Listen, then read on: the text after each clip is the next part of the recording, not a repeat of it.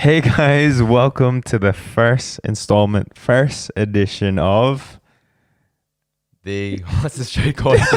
it's called the King's Army Podcast. King's Army Podcast. Indeed. Yes, exciting times, exciting stuff. I guess before we play we'll just play the intro.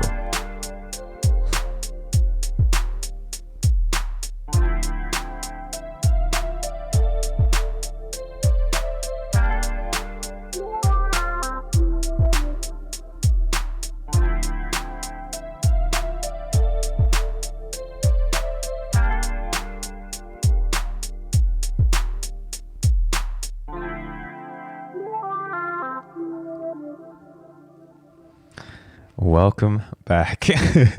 That was a pretty schmick intro. Yes, indeed. Trying to keep it chill, keeping the chill vibes going. But yeah, I guess I'll introduce myself. My name's Isaiah. I'm your host for this podcast. And right beside me is... My name is James. Hello. Hi. It's my very first podcast, IJ. Yes, true. So you're like somewhat a podcast newbie, so it's good. I'm gonna be the one showing you the ropes. I've kind of made one before for a different one, but yeah, I'm making a new one with some new friends. So it's gonna be a fun time. Hopefully. How you feeling about being on a podcast? Yeah, like and being a host as well. Yeah, like, I've seen a couple podcasts, but never been involved in one. But we'll see what results from this. Yeah. Yeah. Only good things from here, right? Only good things from here. Oh, you're already like using the soundboard like a pro, though. Yes. True. Crickets. Okay. But yeah, tonight, rather, we're just gonna kind of like have a chill time, just chatting, getting to know one another. Actually, in fact, how did we like kind of get to know? Meet? Yeah. Well, do you start go first? Like, how do you? Oh yeah, I guess yeah. We met through church, so we happened to go to the same church, one family church, and I guess yeah, my first impression of you was probably, well, the first time I met you, we were at a cafe. It was after the church service, and then all the boys and everyone were hanging out at the Lazy Cat. Yeah. I think that's a thing now for you guys, for our church, that we hang there. And I remember the first person I was like seated and talking to was a different James Yu. James Yu. Yeah, You, James Yu. sorry if you watch. Yeah, James Yu. And I was talking to him, but I remember seeing you from my peripherals because you were across from the table, like you were on the other side. And I just remembered that you were having a really intense conversation with your brother William. With not brother, sorry, your friend William, a church brother. And you guys were like just having a really deep disagreement. Yeah. And I was just like, whoa, that's a lot of energy going on there. But then I just thought like, I had an impression of like, oh, you boys seem stubborn. But then surprisingly, later on that night, we went to dinner, and then you and your brother, Daniel, ended up sitting across from me and Keith, the friend that invited me to go to the church. You were totally different. You weren't stubborn. You were quite nice and easy to talk to, and a very good listener. that was my first, I guess, impression. Interesting.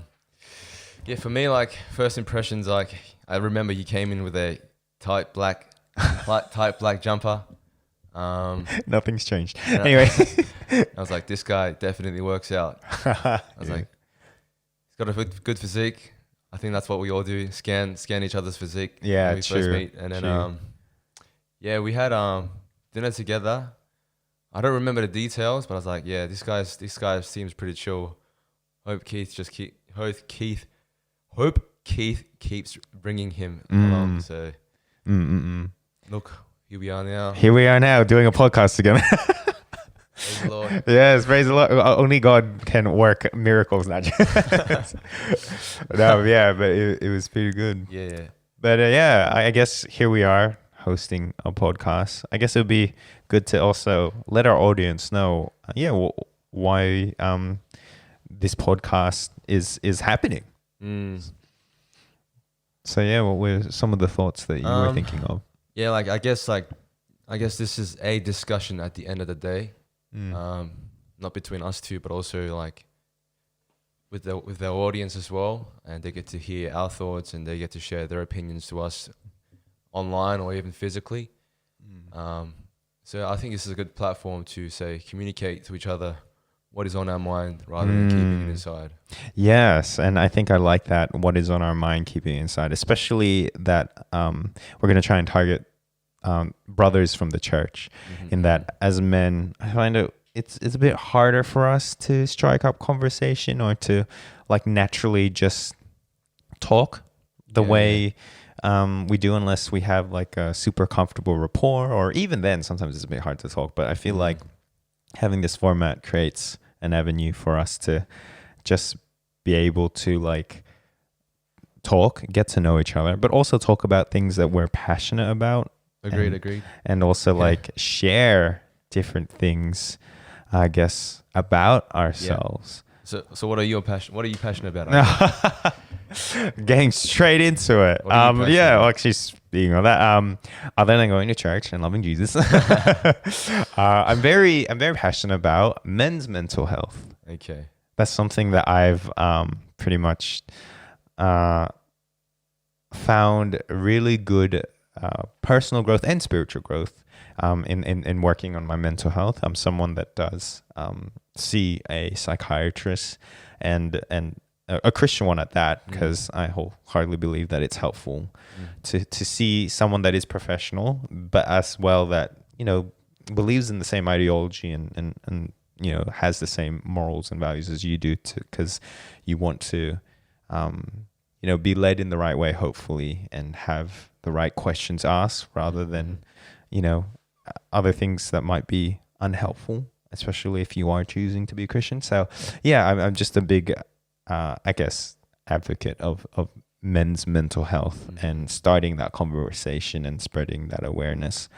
I guess one of the things I wanted to talk about was the benefits of it. The beauty of having someone you can talk to is not so much like a friend or a part of your social circle or family, is that there's no bias. Like it's someone that is just listening entirely to your side, and there's no bias. And then you feel like you're being heard, and you feel like what you're saying is being validated. Because sometimes, when we do talk to other people, sometimes we might not get that because people have opinions, or people will try and balance you out or give you a solution. But sometimes it's just helpful to have a space where we're able just to say how we feel honestly, and then feel validated, and then when we're ready, kind of navigate through it.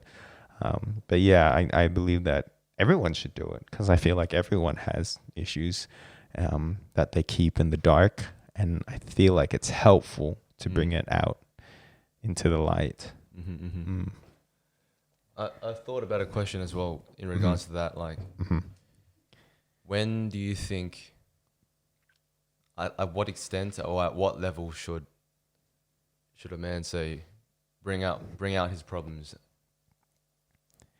Oh, well, I wholeheartedly believe that if you don't deal with your issues and you keep it bottled up inside, it will come out in unhealthy ways. Because about all about that stoic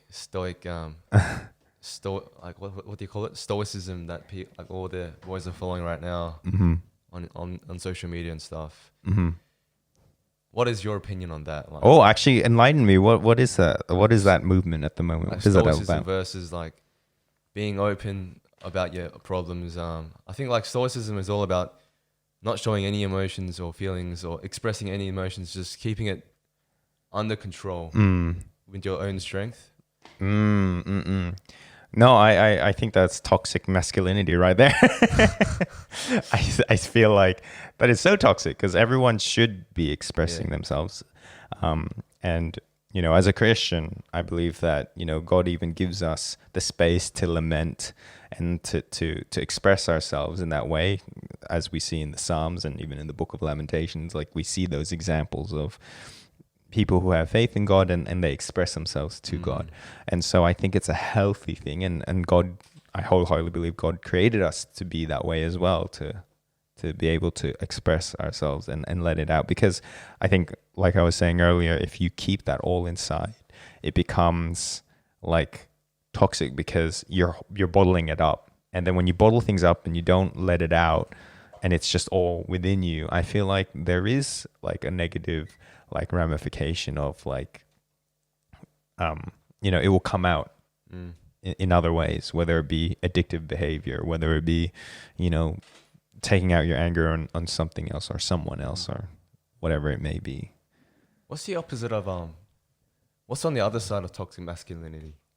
Like, what's on the other side? So the other extreme, then yeah, I think, yeah, it's a double-edged sword. Like, Yeah. I think maybe there be a time where people share too much. I think that would be the extreme, where you're just overly, you know, emotionally sharing to everyone without any healthy boundary. Because I think there should be healthy boundaries with anything. And so if there is a lack of healthy boundary, however that may look like for the individual and what they're like kind of going through.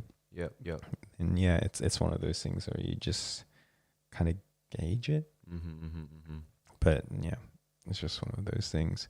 But I guess another point I wanted to also take the opportunity to raise awareness of is the fact that, you know, being in Australia, we're very blessed and we have a great healthcare system. And one of the incentives and great things that is happening, that I've used myself, is the mental health plan.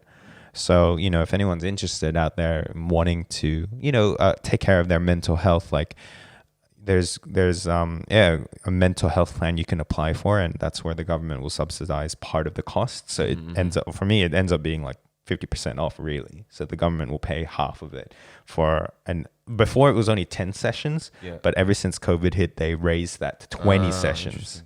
So I think they've seen the importance of mental health. And yeah, now it's like you can have these kind of great financial assistance in relieving that tension of having the financial strain.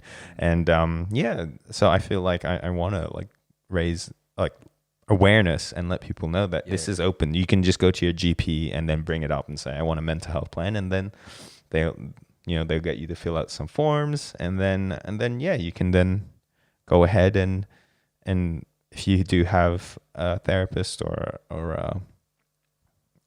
you know, I don't know what it's called, a clinic that you can go to with psychologists in mind, then yeah, you can go ahead and give in your mental health plan, and it's all processed and done. So that's something that I always wanted to raise awareness of, that like that is something that anyone can have access to. Yeah. Interesting. Yeah. But enough about me. I want to hear about the soft-spoken James. And what are you passionate about? Actually, I'm really curious. What am I passionate about? I'm passionate about, how can I describe it? A simple life. Oh, yeah? Or an Okay. effective life. Yeah, like in other terms, yeah.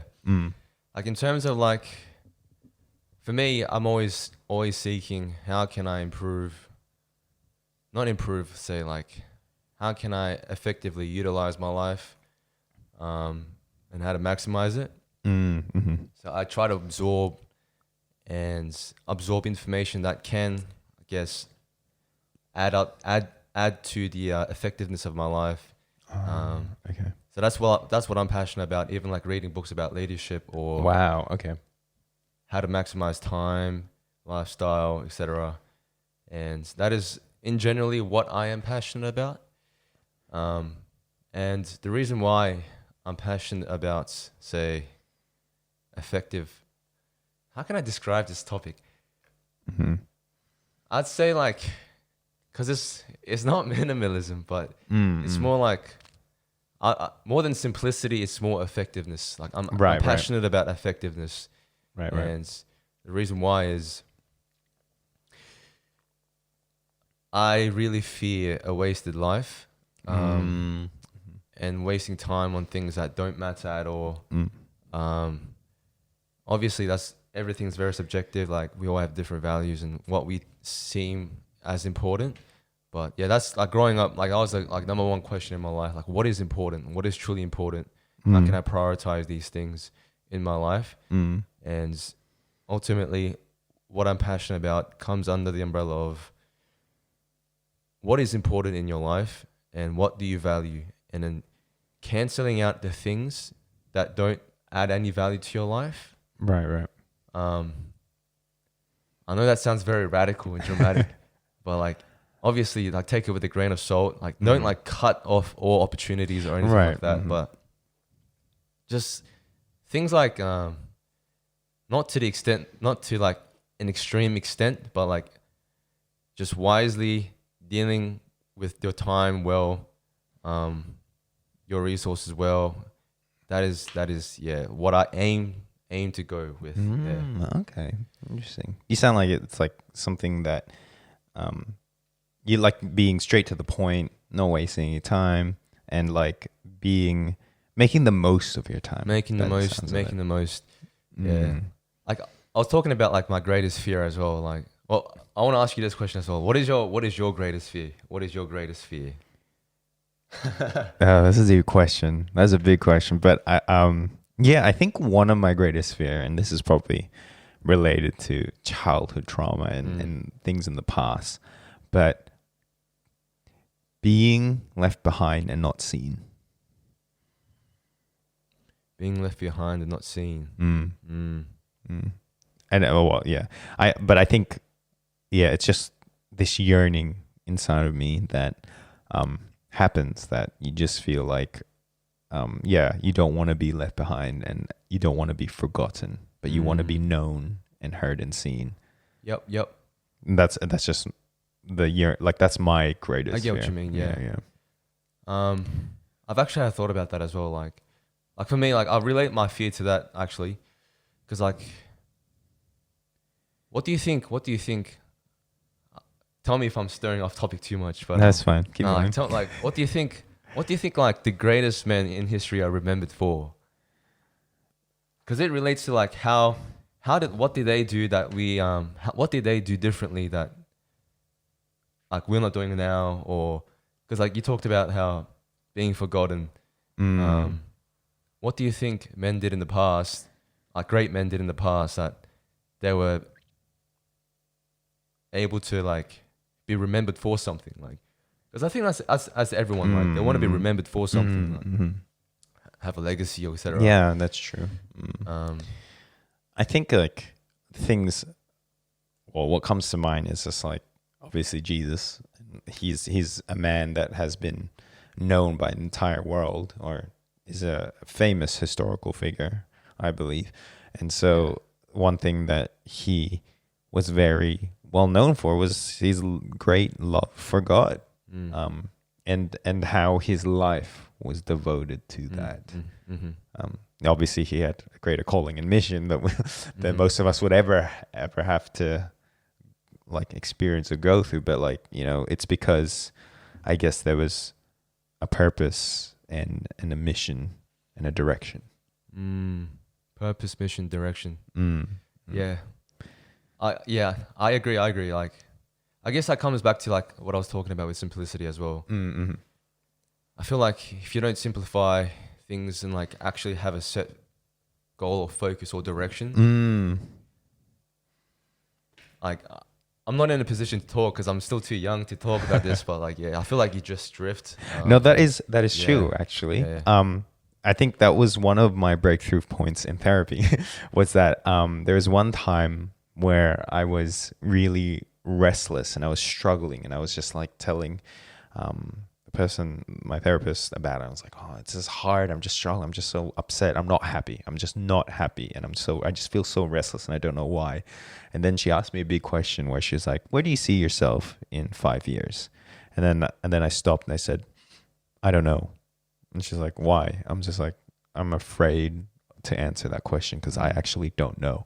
And then she's like, well, that's why you're restless. And I was like, wait, what? And she's like, because you don't have a direction or a purpose. You don't have anything going on in terms of like where you want to be or where you want to head. And that's why you're restless. I was like, that's so true. Like when I thought about it, like that's so true. Like if you don't have a direction, if you don't have a purpose or you don't have a goal, sometimes restlessness seeps in.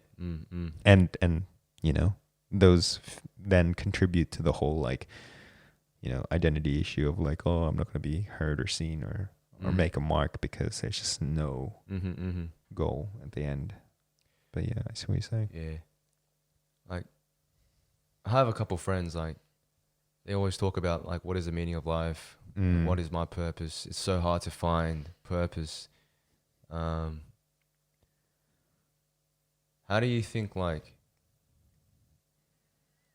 I'm still tackling with the question as well, to be honest. Oh, yeah. Like, how do you, like, because it's such a generic question as well. Yeah.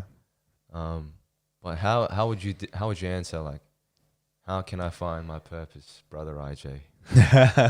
That's a good question. When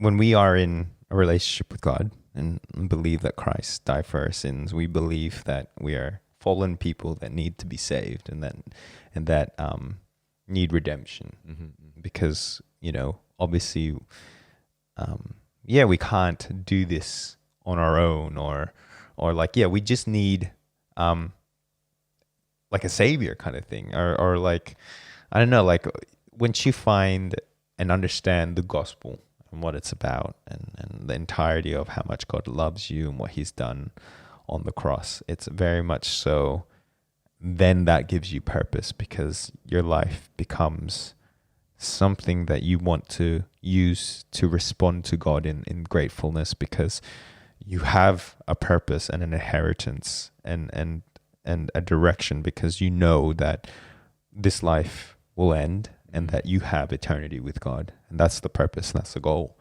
As Christians, we believe that when we die, we go to heaven and heaven is where God dwells. And that's where we want. And that's the way God intended it to be. From the very beginning, he wanted us to be in perfect relationship with him. And before the fall, that's what it was. Yeah. We're in perfect rest and relationship with God. And then, you know, the fall happened, sin entered in, and that relationship was broken. And so I feel like all of us have that yearning of something. And I think that's sin. Like we always have this yearning to be known or seen. And that's why people sometimes get into bad things or bad habits because their soul is just yearning to be known and seen. And I think that yearning can only be filled when you're in a relationship with God, because I believe that we're beings created to be in relationship with God, and that only God can be the very thing that satisfies. Only God can be the very thing that gives us purpose, identity, and meaning. And that's all thanks to Christ Jesus, you know. So I think it's one of those things as a Christian, especially growing up. I'm assuming you grew up in a predominantly Christian home. Your dad being a pastor, you've been a Christian. It's easy to be desensitized to that message. And I think for me, I came to the realization that no, this message isn't just something that you're taught and you just blindly believe, but it is also something that is true and that we're yearning for to be like fulfilled. And that's through Christ. And so when you start to make those connections and start to let go of the apprehensions that hold you back from entirely believing that and living that out, that's when you start to like, I know from my experience, that's when I've started to feel more like at peace with everything, because I have an idea of a direction. I have an idea of where I'm going to be and what I need to do. Yeah. Like once you figured out, or like once you've understood who you are. Yeah, kind of. Okay. So like hearing all that, how like does that still like, does that make an impression or not? Or like, where do you feel like you stand with? Or like in terms of things? Like identity, say like I know myself as I in terms of, I'm talking more about like say career wise, like how can we apply, like practically apply, Ah, okay. because like it's like I think it's quite easy to say like I know my purpose as a child of God, Right. but it's difficult to apply. That's the hard thing, I think, like to practically apply that concept into your life. I guess like everyone has different passions, different interests. Yeah. What makes it hard for you to apply to your life? It's my stubbornness, to be honest. Oh, I'm very okay. stubborn. Okay. My mom knows this as well. But like the only times I fight with my mom is just basically only related to, say, career. Like I was stubborn growing up as well. Like I would be very, how can I say, like very radical, like very one-sided with all my options. And if I was doing something, I'll be all in. Oh, okay, Um, okay. And like not consider other opportunities, and I'll just cut off all the opportunities. It's like almost like tunnel vision. Yeah, so it's yeah, like your yeah. goal was just that one thing. Yeah. And like I put all my eggs in one basket. And, like, Okay. I've learnt my lesson, I think. What was an experience that No. made you learn your lesson then? Like I actually went to Korea like 2 months ago. As you know, came back. Well, it was a big reality check. Met my parents there after 2 years of living alone, and yeah, that was a good experience. Like I talked to my dad and also to my mum a lot that time, just one-on-one, and I got to hear both, I guess, say perspectives. Like my dad's very like, I guess, yeah, my dad's very flexible. He's like, my dad's a very flexible person. He'll say, yeah, if there's a dream or a passion, say, you should go after it. But at the same time, my mom brings my feet back down to earth. She's like she's more Practical. reality. She's more practical reality, and she's like, you stubborn child. You stubborn child. Like don't cut off all opportunities. Like every opportunity, like it's there for a reason. Like don't burn bridges, things like that. Right.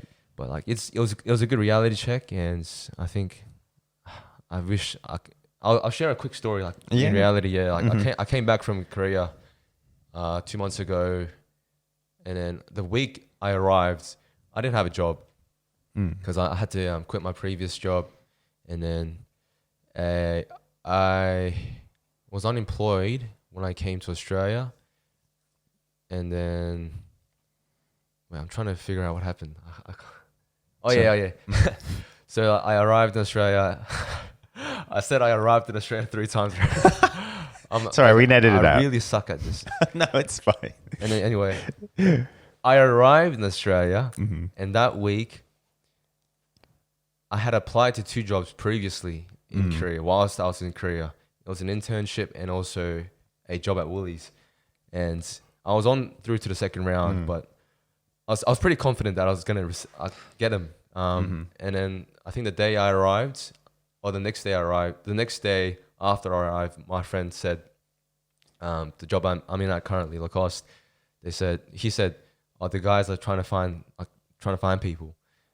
If I was to go back in time, my younger self would say like, nah, I've already got these 2 jobs lined up for me. I wouldn't take it. Yeah. But yeah, my mum's words came back to my mind like, yeah, just don't cut off all opportunities. Go after it. See what happens. And then I literally just went to Para that day. Went to the library, printed my resume, walked into the store, handed it to the manager, and like, yeah, I think I got the job on the spot. Wow. Practically, yeah.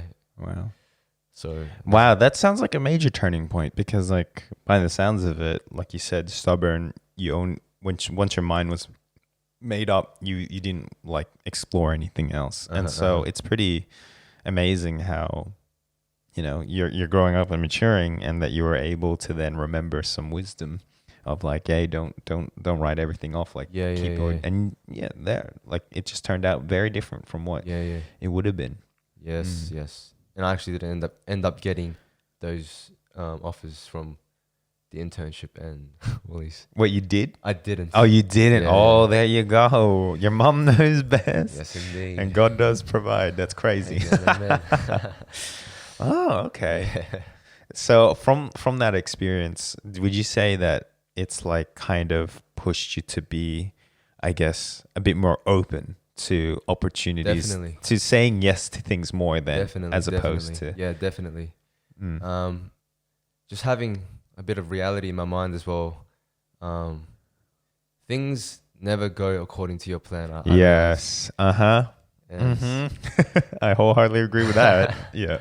yeah, like things never go according to your plan. And that in turn like keeps me on my toes, and also like clinging to God more, knowing that He is the like true provider of all things. Yes. So yeah, Okay. No, I think that's like, yeah, thanks for sharing. Like, I can see how, the shift of the mindset and growth happened through all those events. yes, And that was only recently. recently as well. I forget how young you are. I forget how young you are. I'm just aging myself here. But yeah, no, like, but oh yeah, and actually, I thought you would be like, because like I remember when I was getting to know you and I was hearing more about you, I thought you were very free spirited. I heard about like your mission, like you were on mission or you were overseas for a time.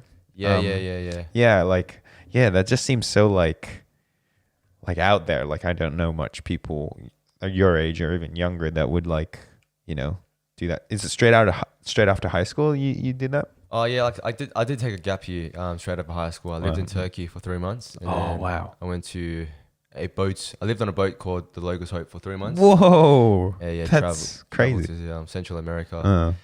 But that was like a steep learning experience as well. I think like my personality is like I'm introverted, but I like to I'm open to experience new things. Like I guess. Yeah. And that's what led me as well. Like my character is leading me, say, to try experience new things, like such as going overseas. Like just on that, like it's hard because sometimes you want to live comfortable, but at the same time, you want to experience, like you want to have a challenge. You want to experience something different because you're just living one life.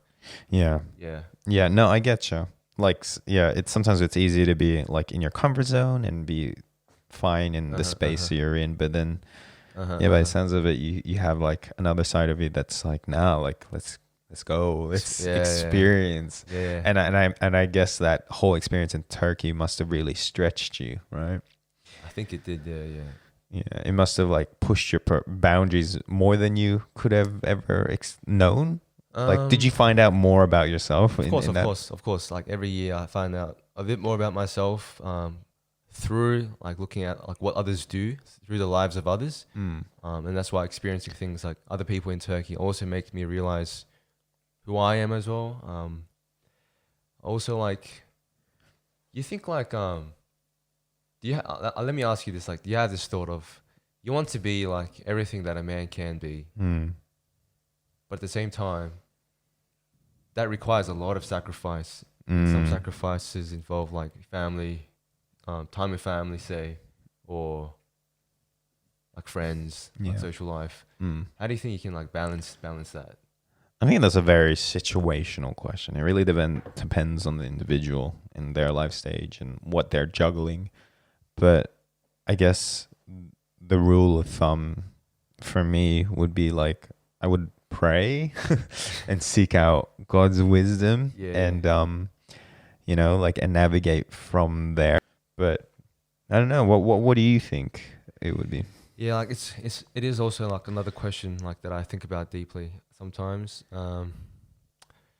Like I want to I guess achieve as much as I can like as a man and as an individual. But like I haven't experienced, so I can't really say anything about it. But like I read stories about how like I don't know how people like say Abraham Lincoln or who are some other great people, like great men in history.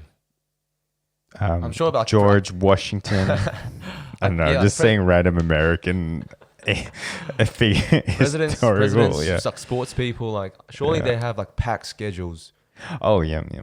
And the way that they balance, say, their time with also like being there for their family or like for their children, like huge respect because like I really see like it's very difficult to do. I think. Obviously, yeah. I guess yeah. No, I think sacrifice is a very big idea in terms of people who achieve greatness are known for greatness. They would have sacrificed a lot. And I think, and if you want to achieve any sort of like thing, well, at least in the economy of this world and how things work, generally, yeah, you have to put in effort. Like if you want to be a doctor, you have to study and go to medical school and do all that thing to become a doctor. You don't just wake up one day and say, I'm going to be a doctor. And so that requires sacrifice. That requires discipline. That requires all these things. And so like, I don't doubt all those guys had to sacrifice certain things that the normal person would indulge in, but overindulge in, but these people would have not been doing that or not partaking in certain things so that they could achieve what they needed to achieve. So yeah. And sometimes it might be even at the cost of spending time with family, even we don't know, but like, you know, in certain situations, stuff like that. It's hard. Yeah. It's hard without like a specific example. Like I'm trying to imagine it because like I haven't experienced it, but like I can. Yeah, it's like two different worlds almost, but. Like I forget how young you are because I feel like you're still on the cusp of going through life and experiencing things. Yeah. And no, it's exciting times though. Like I feel like now that your mind has been opened another level in terms of like, don't just cut things off, but be open-minded about opportunities and seeing how that goes. I'm curious to see and walk beside you and see how things turned out. That's what brothers are for. Exactly. Speaking of it, what the brothers are for, I think like also capping off and to like just kind of reiterate, this is a good space to have these kind of conversations where we can delve deeply into things that that are at the back of our minds and just talk about it casually. And there's just an open space, so don't take what we say as like, you know, gospel or like we're 100% right. We're just the average Christian. We're scammers. We're like the average Christian guy, or average Christian guys that just have points of view, but don't take our word for it. But it's good. Like if you have questions, talk to us at church or leave a comment on YouTube. Is this what you say? Like, hit like and subscribe. Yeah, well, we're gonna be on YouTube and Spotify, so follow us on Spotify. But I think that was our first kind of episode and experience. How did you find your first podcast experience here? Just having it's harder than I thought.